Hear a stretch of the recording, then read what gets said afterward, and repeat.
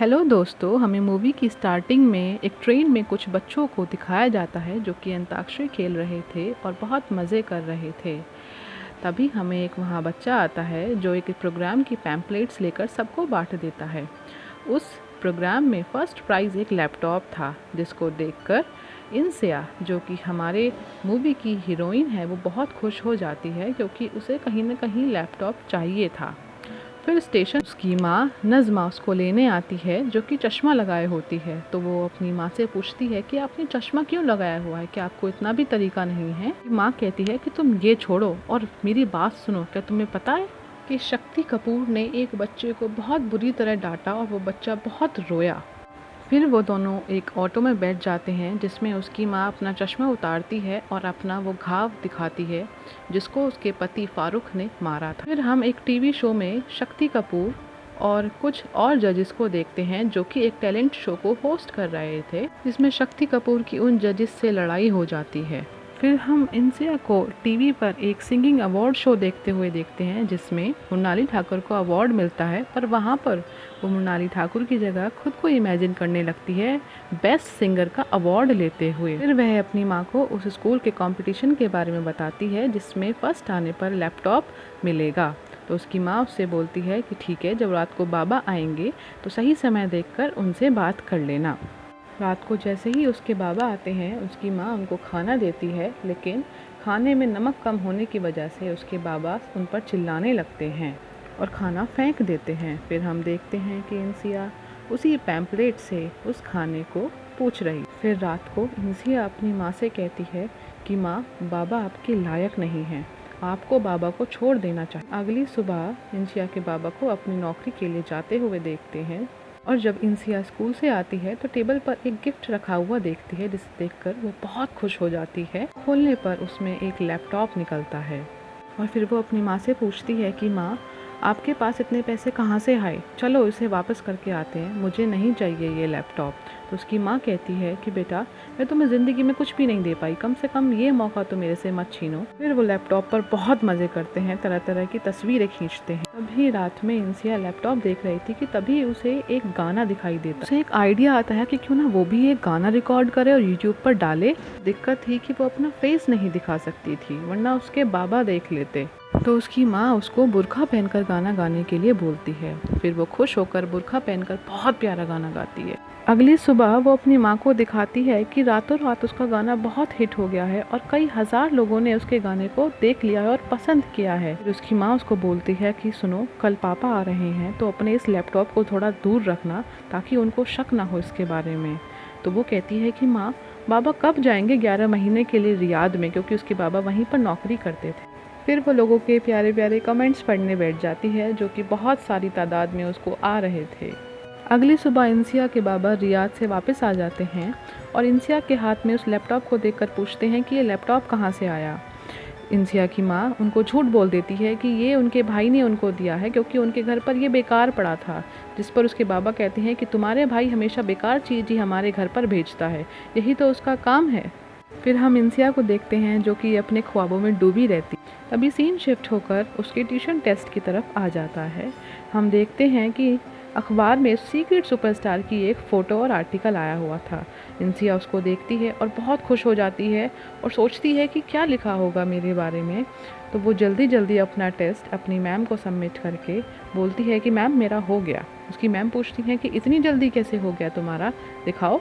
और उसकी tuition teacher उसको डांटते हुए कहती है कि तुमने तो कुछ भी नहीं किया, एक काम करो, घर जाकर अपनी अम्मी और अब्बा के साइन करवा कर लाना। जिस पर इंसिया बहुत डर जाती है और उनसे सॉरी बोलती है कि मैम प्लीज़, लेकिन उसकी टीचर नहीं मानती। फिर हम देखते हैं कि इंसिया चुपके से अपने घर पर जाती है और धीरे से पेपर को उठाकर सीधा छत पर चली जाती है और वहाँ पर आराम से बैठकर उस पेपर को पढ़ रही होती है कि तभी उसका दोस्त वहाँ पर आता है और बोलता है कि तुम ही हो ना वो सीक्रेट सुपरस्टार जिसके बारे में आज आर्टिकल आया है। तो इंसिया बोलती है कि हाँ, लेकिन प्लीज़ तुम किसी को बताना मत, अगर मेरे बाबा को पता चल गया तो वो मुझे बहुत मारेंगे।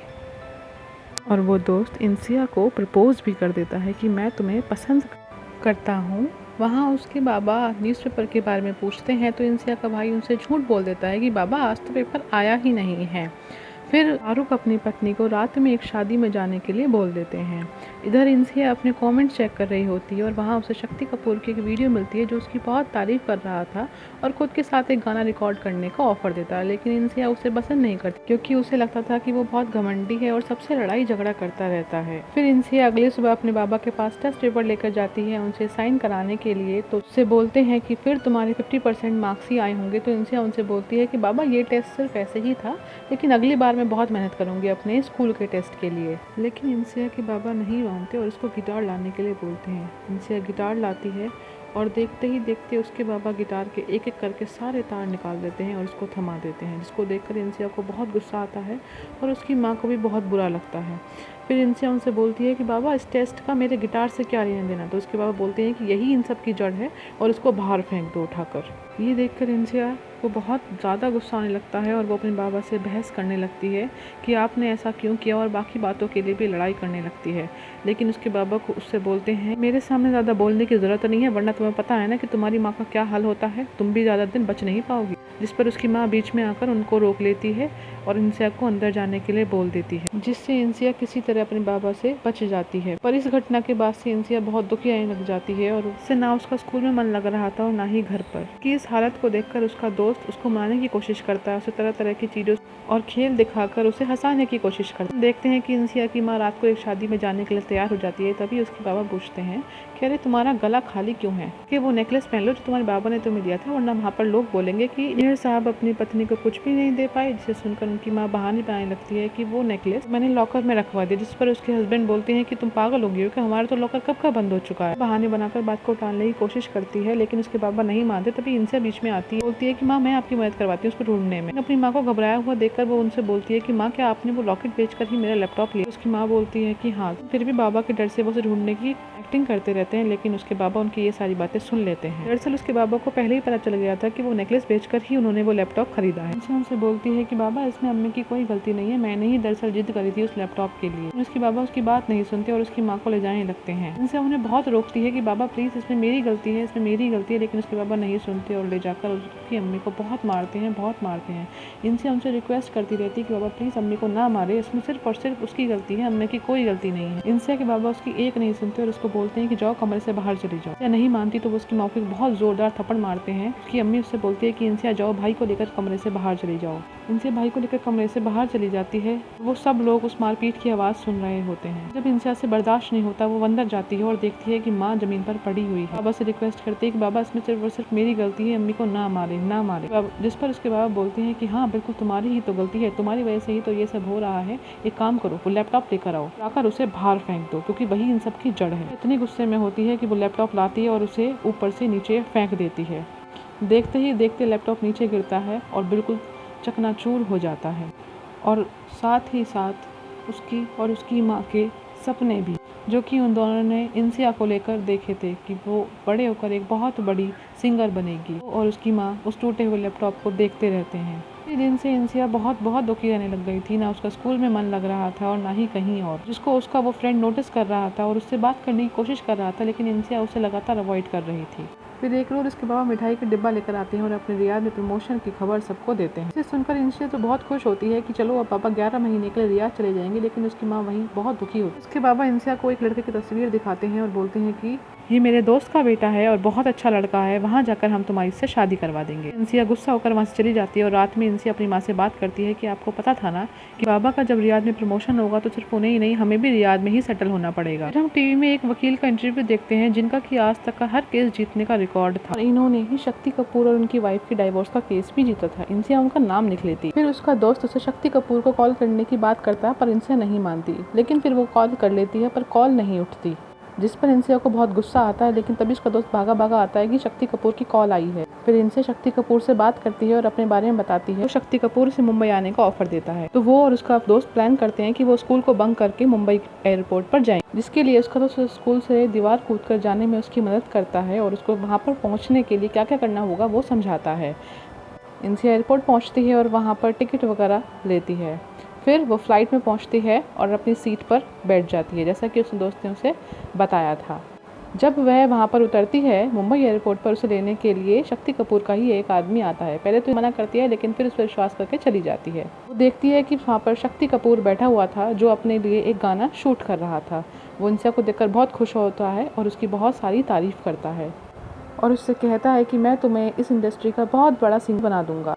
फिर वो उसे अपने गाने के बारे में बताता है जो कि उसी का एक पुराना गाना होता है जिसका वो रिमिक्स कर देता है, जो पुराना गाना रिलीज़ नहीं हुआ था। पर वो गाना इंसिया के टाइप का नहीं होता, तो इंसिया उसे गाने की बहुत कोशिश करती है पर वो चाहकर भी उसे गा नहीं पाती। तो शक्ति कपूर बहुत कोशिश करता है, उसे तरह तरह की एडवाइस देता है पर फिर भी इंसिया उस गाने को रिकॉर्ड नहीं कर पाती। इस पर वो उसको बोल देते हैं कि बेटा तुमसे नहीं हो पाएगा, तुम अपने घर जाओ। इंसिया जब इतनी दूर तक आई थी तो वापस जाने के लिए तैयार नहीं थी, तो वो वापस उसके पास आती है, कुछ देर सोचती है और बोलती है आप क्यों इस पुराने गाने को रिमिक्स करके बर्बाद कर रहे हैं जब आपका पुराना गाना वैसे ही बहुत अच्छा है।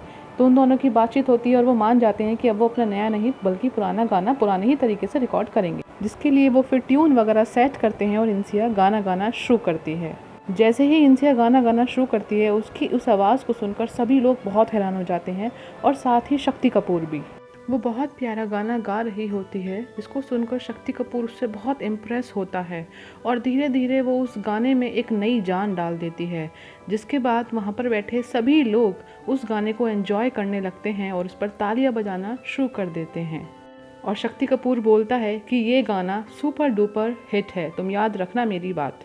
फिर जब शक्ति कपूर उसे मुंबई एयरपोर्ट पर वापस छोड़ने जा रहा होता है तो वह उसे एक चीज़ मांगती है। वह कहती है कि उसे उसकी वाइफ के लॉयर से मिलना है जिसने इन दोनों का डाइवोर्स करवाया था। पहले शक्ति कपूर मना करता है लेकिन फिर मान जाता है और उसको उन्हीं लॉयर के पास लेकर जाता है, जिसके बाद इंसिया उनसे मिलती है और उनसे बोलती है कि उसे अपनी अम्मी अब्बू का डाइवोर्स कराना है क्योंकि उसके अब्बा उसकी अम्मी को बहुत मारते हैं। एक बार तो सिर्फ थोड़ी गलती की वजह से उन्होंने अम्मी का हाथ जला दिया था। लॉयर उनको एक फाइल बनाकर देती है और कहती है कि अपनी अम्मी से इस पर साइन करवा लेना। वह घर आती है और अपनी अम्मी को सारी बातें बताती है। पहले तो उसकी अम्मी शॉक हो जाती है कि वह अकेली मुंबई गई और गाना रिकॉर्ड किया और एक लॉयर से मिलकर डाइवोर्स के पेपर भी बनवा लाई है, जिस पर उसकी अम्मी को बहुत गुस्सा आता है और वो उससे बोलती है कि पहले मेरे अब्बा मेरे से बिना पूछे मेरी शादी कर देते हैं और आज मेरी बेटी मेरे से बिना पूछे मुझे डाइवोर्स के पेपर लाकर पकड़ा देती है। पर उनसे उन्हें बहुत मनाती है और लेकिन उसकी अम्मी उस पर गुस्सा होती हैं और उसको बोलती हैं कि जो मेरी किस्मत है मुझे यही स्वीकार है और तुम्हें भी यही स्वीकार करना होगा। और उन दोनों के बीच में बहस होती है और दोनों एक दूसरे से नाराज हो जाते हैं। फिर इंसिया की दादी उसको समझाती हैं कि तुम्हें नहीं पता तुम्हारी अम्मी ने तुम्हारे लिए क्या कुछ किया है। तुम्हारे अब्बा ने तो तुम्हें पेट में ही मरवाने का बोल दिया था, लेकिन वो तुम्हारी अम्मी ही थी जिन्होंने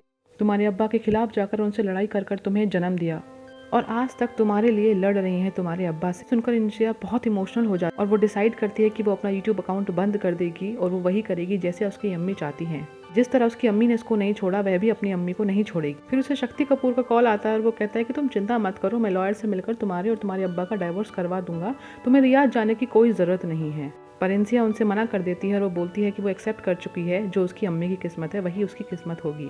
लेकिन इंसिया का सपना टूटते हुए देख उसकी अम्मी भी बहुत दुखी थी। फिर वे टीवी पर देखती हैं कि इस बार सीक्रेट सुपरस्टार को बेस्ट सिंगर का अवार्ड दिया जा रहा है, जो कि इंसिया ही थी।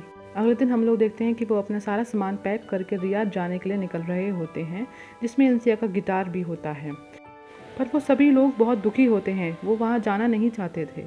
फिर हम देखते हैं कि वो लोग एयरपोर्ट पर पहुंचते हैं, जिसमें उसके बाबा को कुछ काम आ जाता है, तो वो 2 मिनट के लिए कहीं चले जाते हैं, जिस पर हम देखते हैं कि इंसिया सारा टिकट प्रोसेस वगैरह सब कर रही थी, जिस पर उसकी माँ उसे बहुत ध्यान से देख रही थी। फिर हम देखते हैं एयरपोर्ट पर लगी एक स्क्रीन पर सीक्रेट सुपरस्टार को अवार्ड देने की बात चल रही होती है और वहाँ खड़े कुछ और लोग भी उसकी तारीफ कर रहे होते हैं कि वो सीक्रेट सुपरस्टार के फैन है, लेकिन उन्हें नहीं पता कि वो कौन है। यह सब उसकी माँ सुन रही होती है, जिसे बहुत दुख हो रहा हो। तभी हम देखते हैं कि उनका लगेज ज़्यादा होने की वजह से ऑफिसर उनको एक लगेज कम करने की बात करता है या फिर एक्स्ट्रा पेमेंट की बात करता है, जिससे उसकी बाबा की नज़र उस गिटार पर पड़ती है और वो उसकी अम्मी से बोलती है ये गिटार कौन ले जा रहा है और इसकी क्या ज़रूरत है वहाँ पर ले जाने की, एक काम करो इसे उठाओ और जाकर डस्टबिन में फेंक दो। इंसिया को बहुत गुस्सा आता है और उसे उठाती है और जाकर डस्टबिन में डाल देती है, जिस पर इंसिया की अम्मी अपने हस्बैंड को समझाती हैं कि प्लीज़ ऐसा ना करें, इंसिया को गिटार बहुत पसंद है, वो उसकी जान है।